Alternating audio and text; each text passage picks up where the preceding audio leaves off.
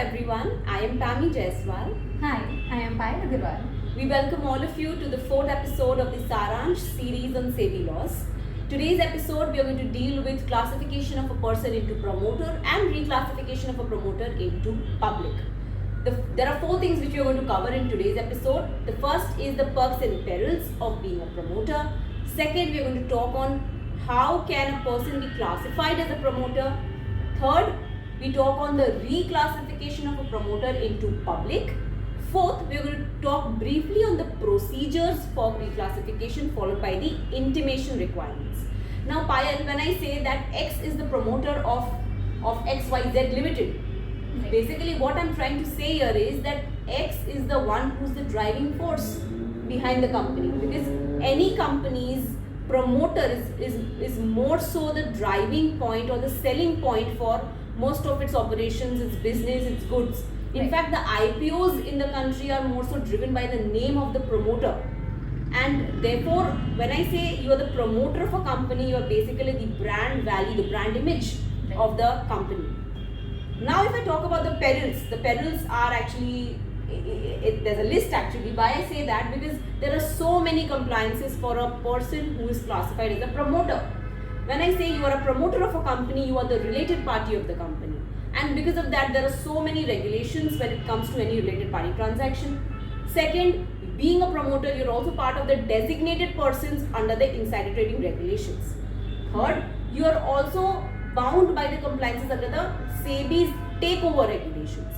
Fourth, there are also lock-in requirements on your shareholding. And there are so many more compliances when I say that you are a promoter or falling under the promoter group of a company. So let's now understand what is the procedure when one wants to be classified as a promoter of a company. Payal. Yeah. And before we discuss the procedure, let us understand who a promoter is. So a promoter is someone who is defined under the LODR Regulations. They are generally persons who are engaged in the formation of a company. Their names are disclosed as promoters in the offer documents or prospectus of the company. And a promoter is someone who is a driving factor behind the company. They are persons who hold the control over the affairs of the company. Now, how would a person become a promoter? As for a company which is already listed its securities on the stock exchange, for a person to become a promoter subsequently, the process of open offer is required to be followed under the takeover regulations. There are certain exceptions to this.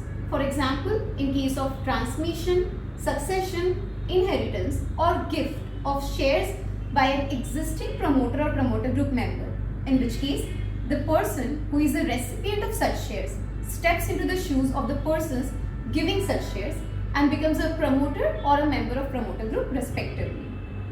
What is a promoter group is again something which is defined under the LODR regulations and is broader as compared to the term promoter, which is a part of it. It also includes the immediate relatives of the promoter if the promoter is an individual.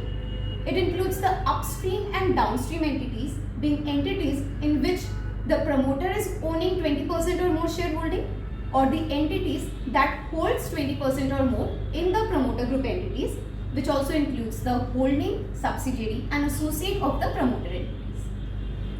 Now, as we discuss the classification of a person as a promoter shareholder, a person may also want to reclassify himself back into a public shareholder. Is there a way for the same? Absolutely. So, just as one gets classified into a promoter, there could be so many more reasons for a existing promoter or a person under the promoter group to be classified or reclassified into a public category shareholder. And more so the reasons could be because of the existing compliance requirements which are there on the promoter group. Also, for one of the reasons which could also commonly be that under the promoter group there could be female family members who are married to other families and they have no control whatsoever in the affairs of the company, right? And that is where the reclassification requirements come in. For reclassification, there are certain conditions, there are certain requirements which I think Payal can brief. But before that, let's understand that reclassification of a promoter, there are 2 terms which are coined under regulation 31A. One is the promoter seeking reclassification and the second is the persons related to the promoter seeking reclassification. When we talk on the persons related to the promoter seeking reclassification, so there are specified clauses of the definition under the SEBI ICDR regulations for promoter group, which gets covered here in the second category. So, Payal, first if you can maybe brief on the conditions for reclassification. Right. So for a promoter seeking reclassification or a person related to promoter seeking reclassification, certain eligibility conditions are there, and the conditions are mostly in the nature of proving that the person seeking reclassification does not have any control or any engagement with the company. What are the conditions? The conditions are first with respect to limiting the shareholding of the person in the company, which currently is set to a maximum of 10%. So for a person to seek reclassification, he or she cannot hold more than 10% of shareholding and therefore voting rights in the company. The person cannot be a representative on the board or as a KMP in the listed company. Not only this, he or she cannot have any special rights pursuant to a shareholding arrangement or any other agreements. The person should not be a fugitive economic offender or a willful defaulter in order to be considered as eligible to reclassify himself into a public shareholder.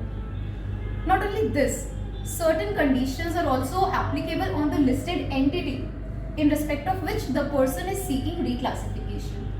These include compliance with the minimum public shareholding requirements, the securities of the company should not be suspended for trading, and the company should not have any outstanding dues with the stock exchanges or SEBI in order to become ineligible for considering the reclassification request. Right. So I think, Payal, before I move to the procedures for reclassification, there's one clarification that I would like to make here, that when we look at the conditions on the persons seeking reclassification, as you mentioned, that there is a threshold of 10% shareholding which is allowed, not more than 10%. So can this mean to say that when I look at the 10% shareholding, I will look at the entire promoter group shareholding? The answer would certainly be no, because in that case, most of the companies, more than 95, 96, 99% of the listed companies in the country would be ineligible to go for reclassification. Okay. So when we say the threshold of 10% has to be seen, it is only for the persons seeking reclassification, which in this case could be the promoter seeking reclassification along with any other persons related to the promoter seeking reclassification, is where we look at the aggregate shareholding of 10% and not on the entire promoter group category.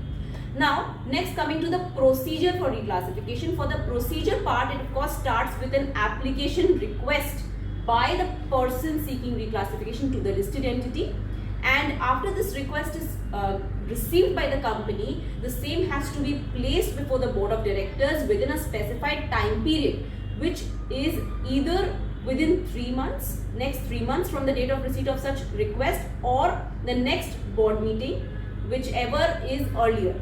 In fact, once the board approves this, the next timeline starts from the date of board approval. That is, there should be a gap of at least 1 month and not more than 3 months before within which the shareholders of the company have to take this reclassification resolution into consideration.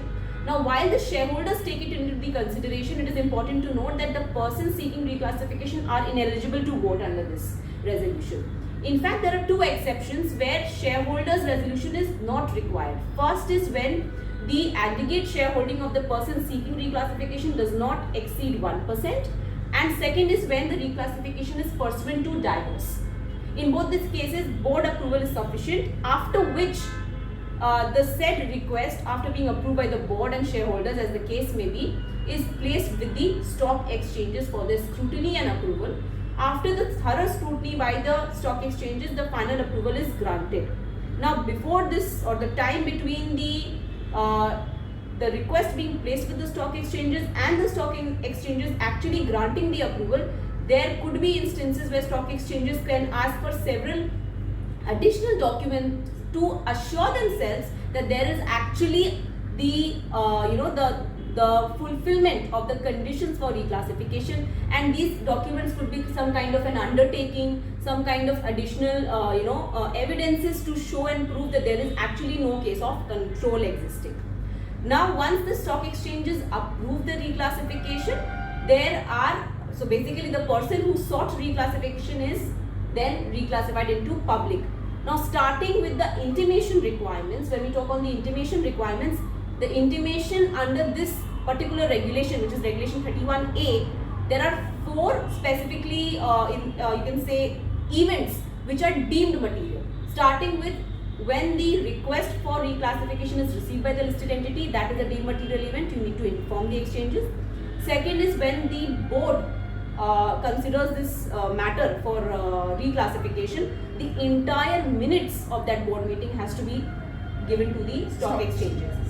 Third is when the said request is placed with the stock exchanges. So when the listed entity, after shareholders approval, places the request for reclassification with the stock exchanges, that also requires intimation. Of course, the shareholders resolution would anyway go under regulation 30 as proceedings of the general meeting. And finally, when the stock exchanges grant the approval for reclassification, that also requires intimation. So there are several stages when the intimation requirements are required under reclassification procedure.